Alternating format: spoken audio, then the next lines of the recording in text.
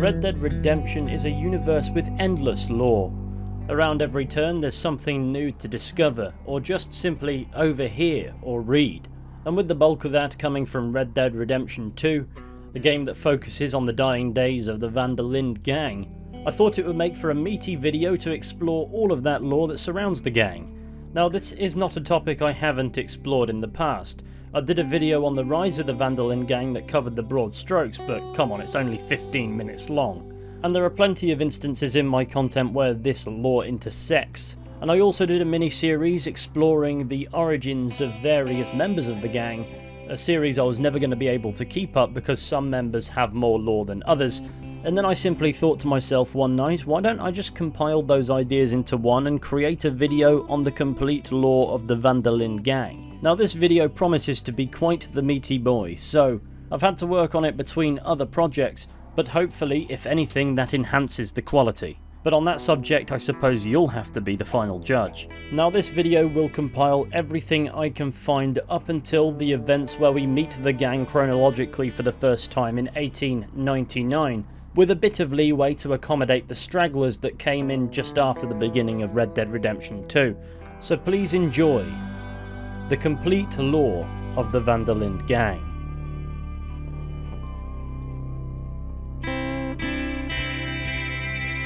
The Linde Gang began with two key characters, the first of whom is obviously Dutch van der Linde.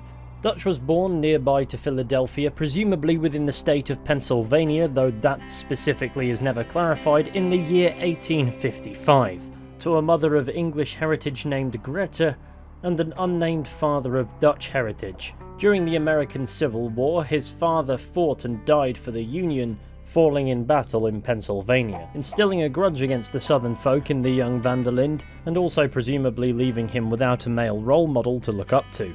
Dutch would prove himself to be an unruly child, one who seldom got along with his own mother, resulting in him running away at the age of 15, presumably around the year 1870, embarking on a life of crime fueled by ideals of freedom and liberty, whatever the cost. Ideals he envisioned the outlaw lifestyle would grant him.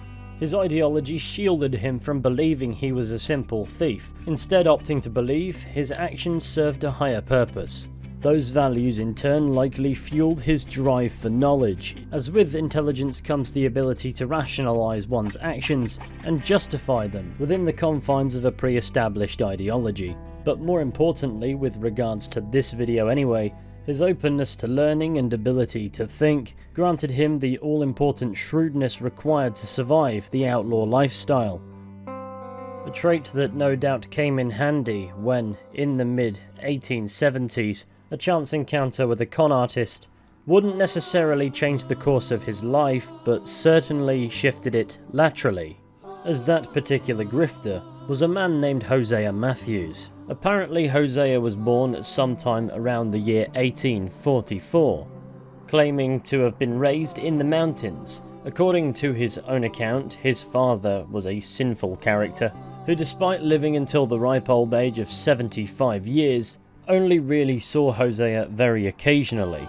I only saw him 3 months in my entire life, and by God did I love that man. Never met a finer. Anyway. Initially, Hosea found himself as a stage actor with aspirations to become a comedian, and clearly that didn't work out. However, his acting skills were clearly transferable to conning people in the outlaw way of life, resorting to a life of crime. A life that was almost cut short when he was caught stealing a chicken, and as a punishment was to be hanged. However, due to the harshness of the punishment, a riot broke out in the crowd who believed the judgment was unfair, allowing him to escape his own execution unharmed, albeit with a sore neck. And this isn't the only time his thieving impulses would bring him close to meeting his maker. Come the mid-1870s, Hosea had grown into a confident con man, and it's around this time that he would first encounter Dutch van der Linde. You know how we met?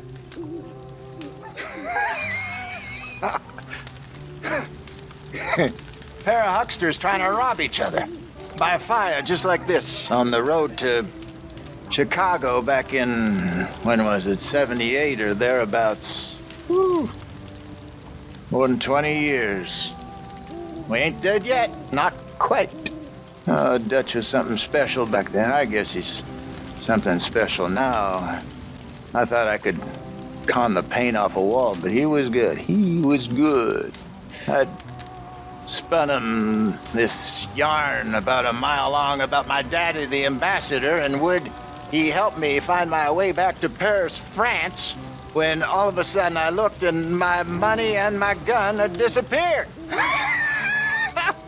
We laughed and said we'd face the future together. Impressed with one another's guile and gall, Dutch van der Linde and Hosea Matthews forged a lifelong friendship, one that would naturally see them get up to yet more shenanigans. For instance, in March of 1877, Dutch van der Linde and Hosea Matthews made off from prison in Kettering, Ohio. Posing as international merchants, they duped 12 local men and a woman out of approximately $300 of shares in a fictitious Portuguese shipping company, making off, leaving the sheriff tied up in their jail cell. Interestingly, historically, Kettering, Ohio wasn't known as Kettering until 1952. Before then it was Van Buren Township.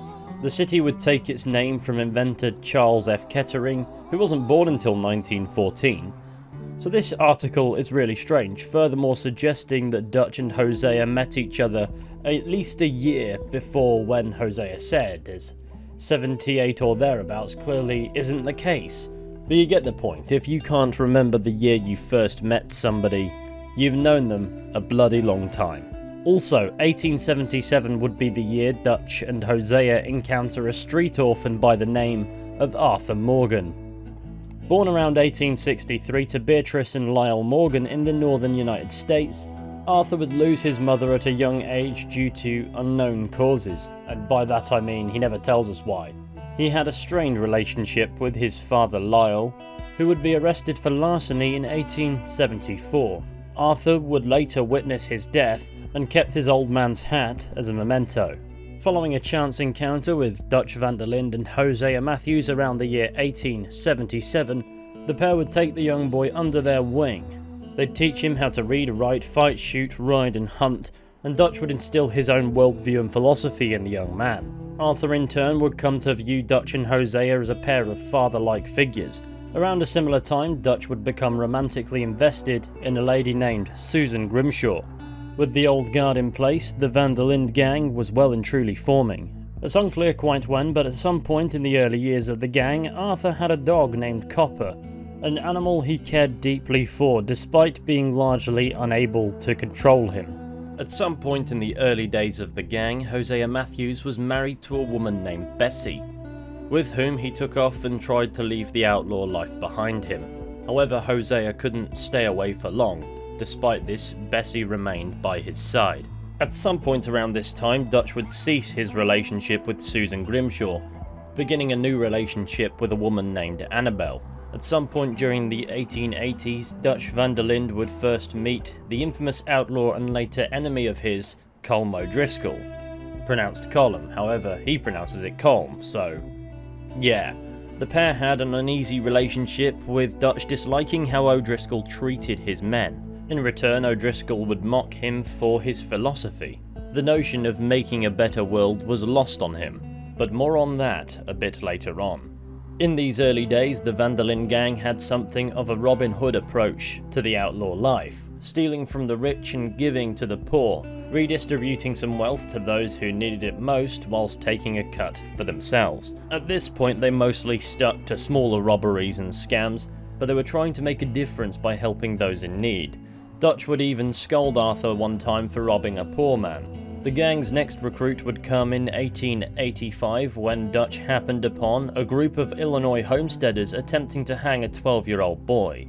That boy was named John Marston. John was born in 1873. As he puts it, his father was a Scottish immigrant who was born on the boat to New York. As for his mother, she was a prostitute, but she died during John's birth. Initially, John would be raised by his father, a man who loved Scotland, always speaking about it yet never having been there himself. Around when John was 8 years old, his father was injured in a bar fight and died shortly after, rendering the young Marston an orphan. He would be sent to an orphanage, however at the age of 11 he decided to run away. and though he was a child, that would not stop him from committing his first murder, though he would claim this killing was not his fault. His luck on his own would quickly dry up as he was caught at the age of 12 attempting to steal from homesteaders in Illinois. But before he could be lynched, Dutch van der Linde stepped in and rescued him. As his next protege, Dutch taught John how to read, write, hunt, and of course fight and shoot, equipping him for the outlaw lifestyle to follow. He and Arthur Morgan would become close, like brothers, and are often regarded as Dutch's favourite sons, reading them books by Evelyn Miller and Waldo Emerson. And though the concepts of the philosophers were lost on the boys, Dutch successfully instilled his derivative worldview, the view that America was designed to produce apathy in people, and revenge was a fool's game and one should never kill in cold blood. But above everything, he preached loyalty. At some point, a younger Arthur Morgan would fall in love with a woman named Mary Gillis, whose family disapproved of Arthur due to his outlaw lifestyle, resulting in their relationship crumbling. The van der Linde gang would carry out their first major bank robbery in 1887. At 2 o'clock on the 15th of April, Dutch, Hosea and Arthur would burst into the bank of Leon Hoyt in an unnamed town and made off with approximately $5,000 in gold. After the heist, it's said they lingered in town, travelling to hovels and shanties, and even an orphanage, distributing some of the money they'd stolen to the poor. It's around this time, if not a bit earlier, that Dutch became a wanted man with a price on his head, as by 1899 he claims there's been one for 13 years. At some point around this time, the van der Linde gang's relationship with the O'Driscolls deteriorated, with Dutch killing O'Driscoll's brother, who in retaliation murdered Dutch's lover Annabelle, sparking a blood feud between the two gangs that would never die. A hatred that would see the two outlaw factions come to blows many times more. Now it's worth noting that at some time following this point, the gang became misaligned with the Robin Hood ideals, as Dutch became further disillusioned with the world due to its modernisation and the laws that came with it. As a result, the acts of charity, helping the poor and all of that faded into memory, even going as far as allowing Leopold Strauss to join the gang, setting up a loan sharking business. Austrian-born Leopold Strauss was sent to the United States with his uncle at 17 years old, arriving in New York City in 1863. Immediately after arriving, his uncle suffered a fatal heart attack, resulting in him having to fend for himself. Turning to swindling, he was eventually inducted into the van der Linde gang, becoming something of a bookkeeper and accountant, eventually establishing a loan sharking business that preyed on the very same people the gang's philosophy was originally in place to protect. It is unclear when Strauss exactly joined the gang, but we are at a point in today's video where chronology by and large is about to go thoroughly out the window. Following the first big bank robbery in 1887, the van der Linde gang travelled all across the frontier, picking up new members and stragglers as they went. We'll get into the ones that are likely out of order in a minute, but first and foremost, let's talk about Bill Williamson. Marion Williamson was born in 1866. Embarrassed by his forename, which he claims to be a family name, he adopted the nickname Bill. He described his father as an alcoholic who lost his mind in a bottle, and from a young age, Bill found himself amassing quite the criminal record. At some point, he attempted to get his life in order, joining the army, being assigned to the 15th Infantry, where he fought against Native Americans. However, in 1892, he would be dishonorably discharged for deviancy and attempted murder. After a year on the streets, a chance encounter with Dutch van der Linde in 1893 would change his life. I tried to rob him. I was just out of the army, and I was drinking like a fish, and I was still sticking up folk on the highway, just out west of the mountains. And Dutch got one look at me. I was just drunk, and I was angry.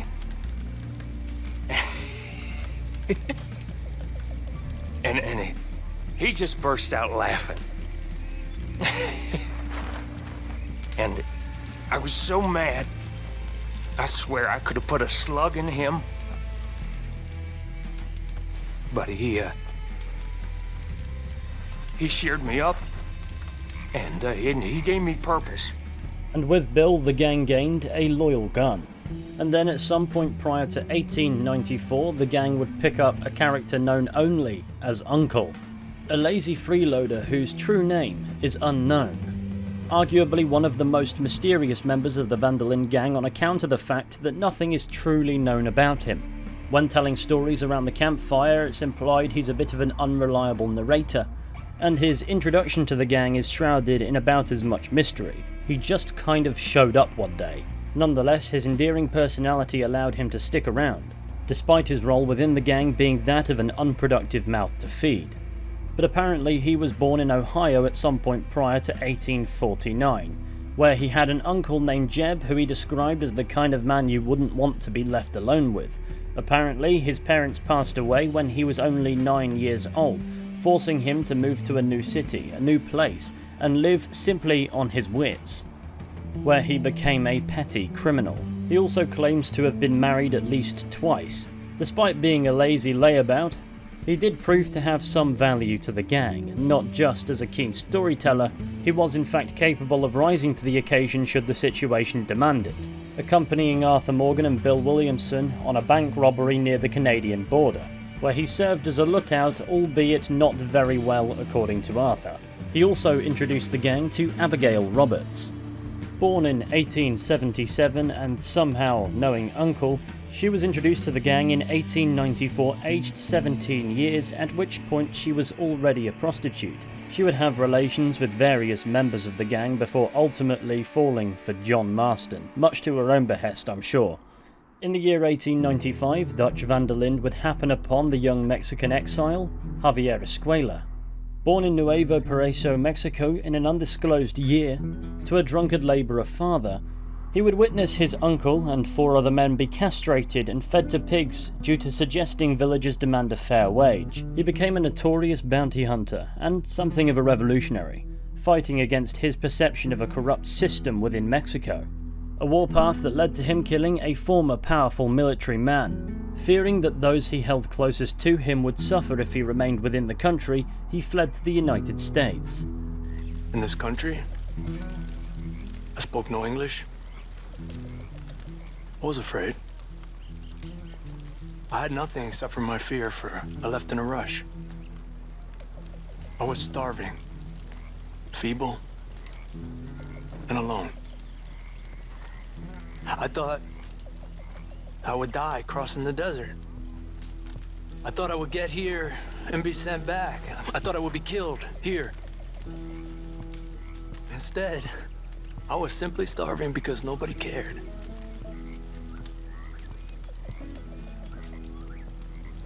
And then I met Dutch. I was stealing chickens and he, I met him doing the same. And we laughed.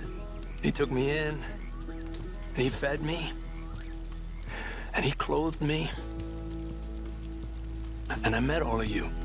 Javier more or less immediately slotted into the gang's ideology, idolizing Dutch as a fellow revolutionary. Javier would become a gun fiercely loyal to Dutch's cause. And with that, it's now time to tackle the members for whom it's unclear which order they actually arrived. Let's begin with Simon Pearson. Pearson was born to a family of whalers, and though he aspired to follow in his ancestors' footsteps, the whaling industry was on the decline. Instead, he found himself serving as a sailor in the US Navy, a time in his life he reminisces fondly, recounting an event in which he was stranded at sea for 50 days. Upon his return to dry land, however, he found himself in financial trouble. Heavily in debt to loan sharks, he would be rescued by the Van der Linde Gang, becoming the gang's butcher and cook, where he developed friendships for many of the gang members, especially Hosea Matthews.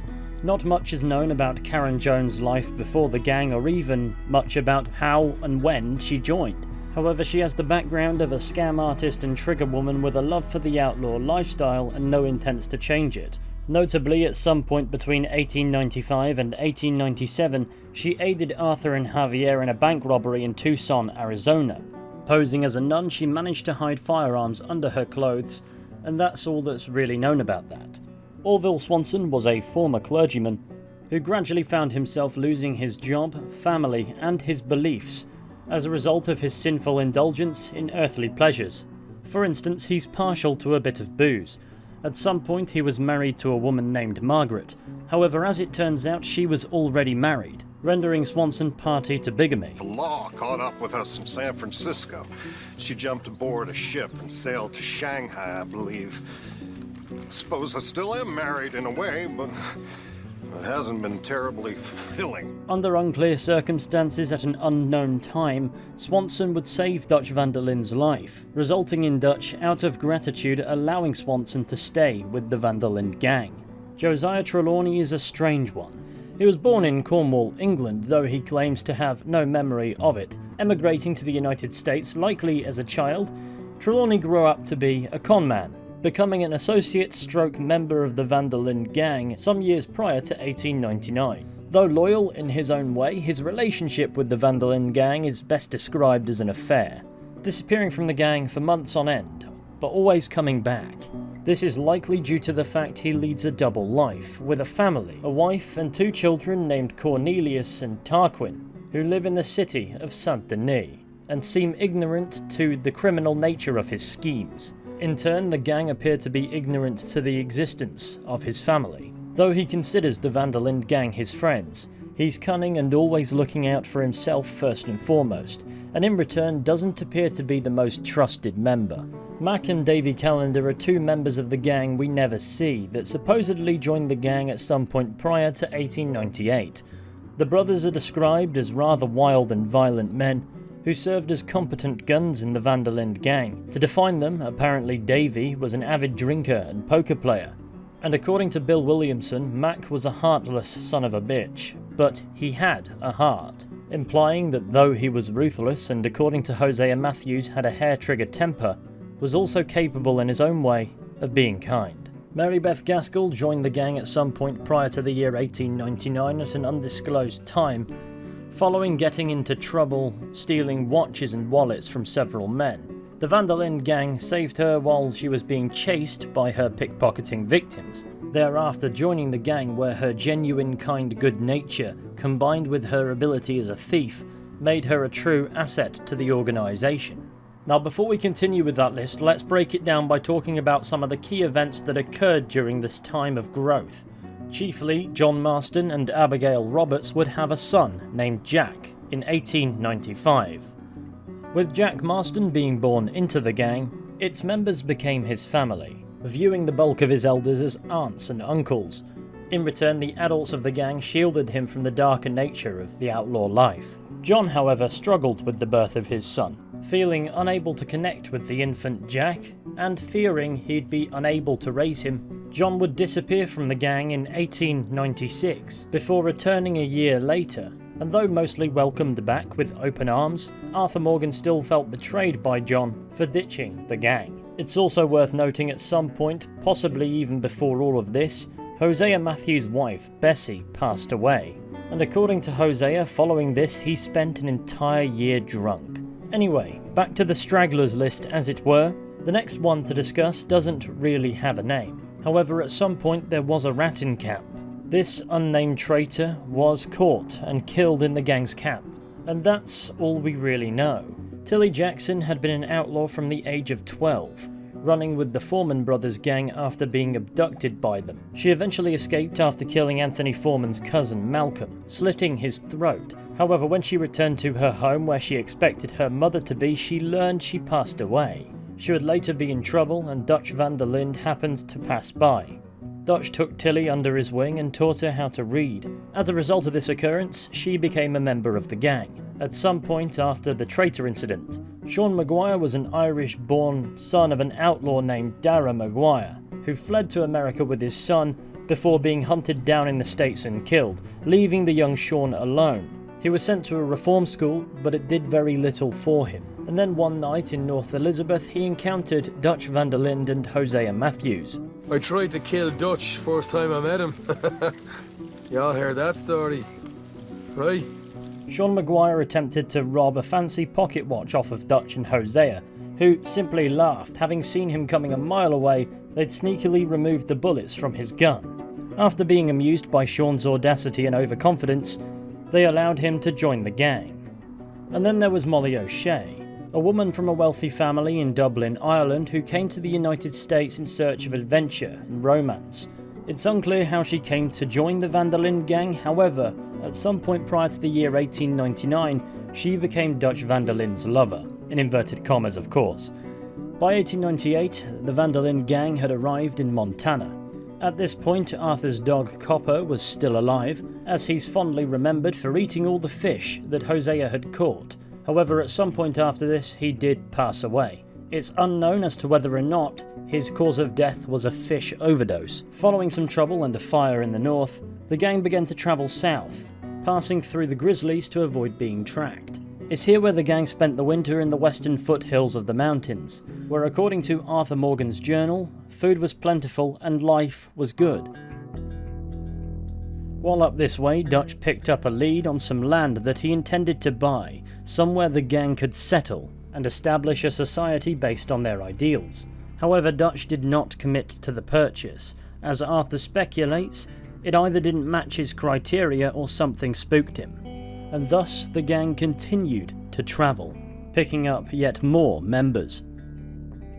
Lenny Summers was born around the year 1880 to two former slave parents. Lenny's father was an educated man who could both read and write, instilling those fundamental skills in his son.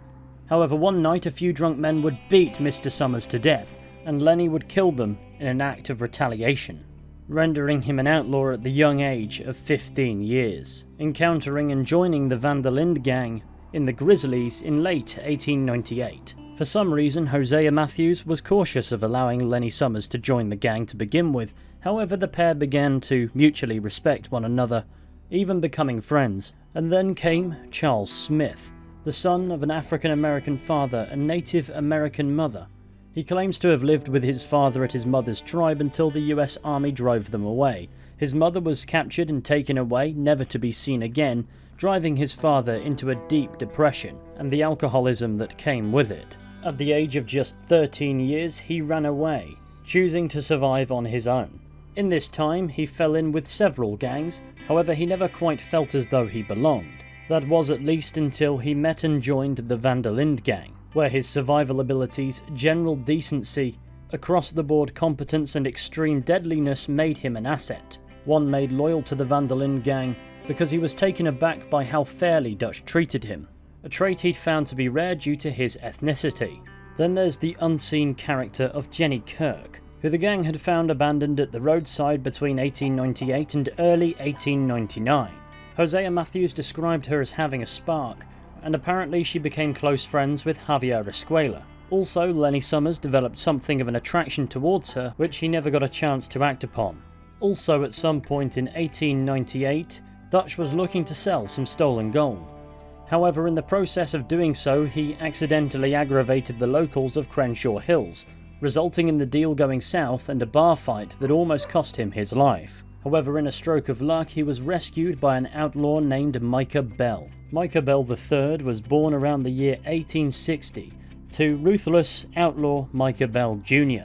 To embark on his outlaw career, he ran with his father, and by the age of 17, he and his father were wanted for the brutal double homicide of Roscoe and Jean Briggs, whose throats they had slit and bodies they'd hanged from the rafters of their own hay barn. It's also believed for a time he ran with his brother, Amos Bell. Crime was a family business to the Bellends.